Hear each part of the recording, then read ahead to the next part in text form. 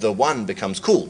Because I know from the database, it's not on the screen here, whether that's a call or a ret. All I need to do is to break on MSO plus 55 F67, and the first time the transition comes from 55 B3A, whatever the hell that is, I'm in theory at that spot.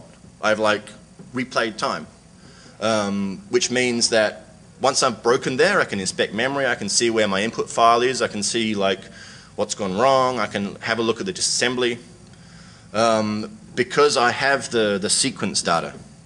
And that's kind of cool. It gives you like potentially a tool that you really want as an analyst.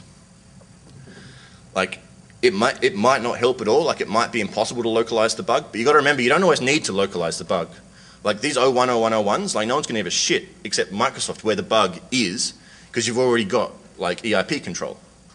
It's the other bugs where you need to understand the bug in order to work out if you can control. So some of these you won't need anyway. Yep. You said that this might be the bug, but probably isn't. Sort of implies that you get quite a lot of things worth looking at, sort of false positives, if you will, that you need to. Right. So what's the, for a bug you ultimately end up finding that's really exploitable, how many revisits do you have to do to a particular transition that looks suspicious? Right, so like 100 to 1, 50 to 1? I don't have those numbers. I am actually nowhere near smart enough to actually exploit word bugs. I'm also too damn old. So like, that's for exploit monkeys.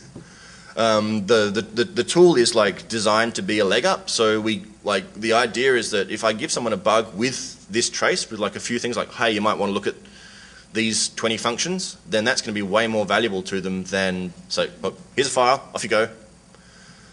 Because like, when I first started manually analyzing them, like just to get to where stuff went wrong turns out to be impossible. So for me, I don't know whether you guys agree, the two big remaining problems in fuzzing are how the hell do we localize the bug, or how do we know if we can control it?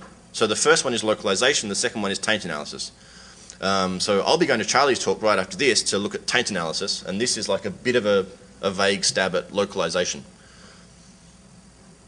But the thing is, like, this is like number 11 million, and so this is the first divergence of control flow, and then there's like a lot more code, right?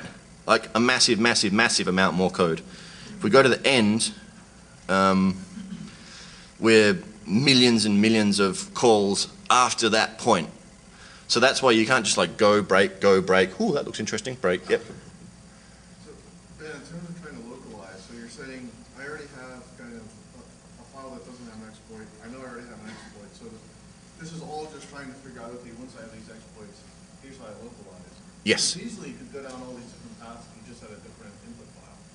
That was also a good file, but it took you down different parts of it. Sure. So it'd be no help at all. Yeah, but because I'm taking the same file, like with the change, hypothetically, many, not all, but many of the control flow differences should be based on the different input.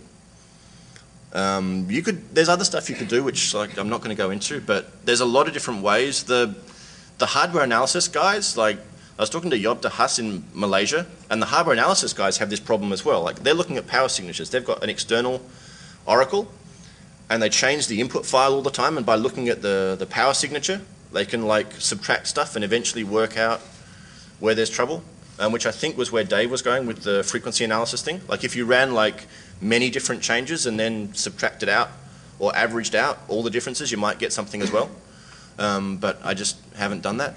If you did 10 clean files for every first file, and then somehow subtracted the commonalities, the different common differences, if you like, from the first files, could that focus you in a bit on the important divergences? Yeah, right. That's, I think, what I just said. Yeah, that was the point I was trying to make. You actually need a collection of files. This is awesome.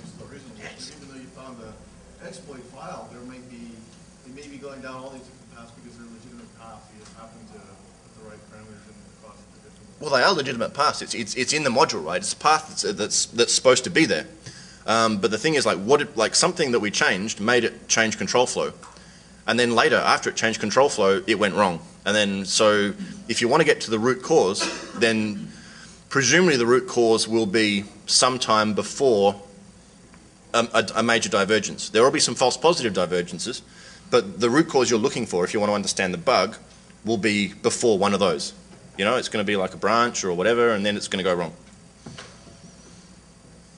Does your run tracer modify the environment at all? So when you're running these test cases, is there any concern that the output you're getting here is somewhat tainted because of the run tracer modifying? Yeah, right. So the question is like, this is like the Schrodinger's cat thing, like by run tracing it, am I changing it already? Potentially. I don't think so, because of the way pin works. It's pretty much running the same code in the same place. The memory layout will be slightly different because like there's a DLL that's been injected. So it is slightly different, but I don't think it's different enough to matter. I could be wrong, but no, I don't think so.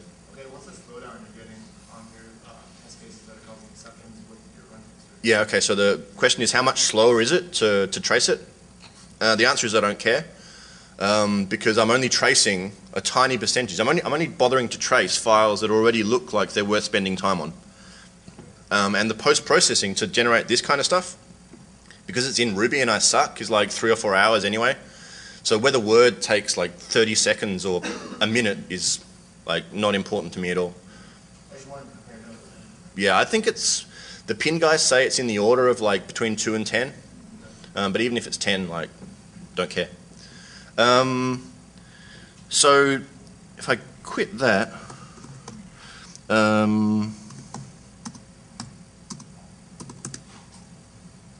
you could also do that and just have a look at all the stuff that's changed, which would be another interesting thing to do.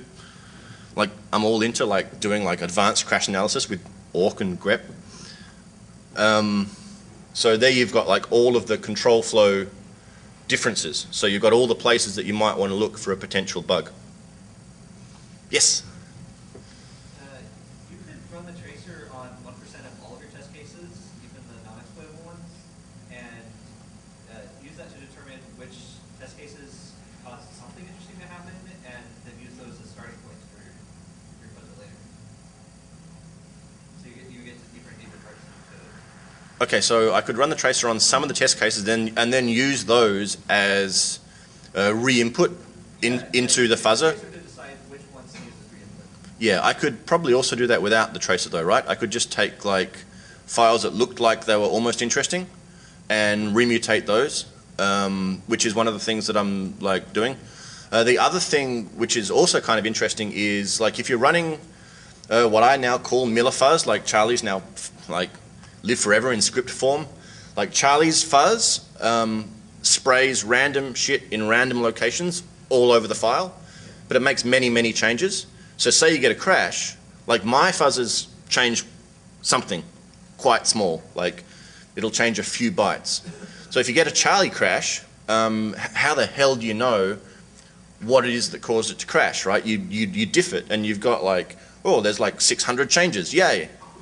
And so what you do is you take it and you revert those bytes one by one, resend it through the harness, and eventually you'll get down to 1, 2, 3 bytes that actually cause the crash. And that can be done automatically as part of the process.